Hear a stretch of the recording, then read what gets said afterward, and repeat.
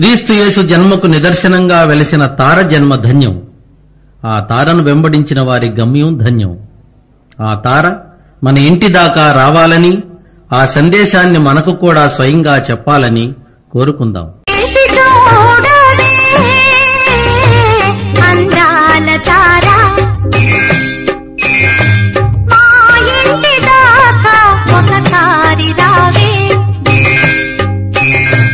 అలనాడు నీవు గగనాన నిలచి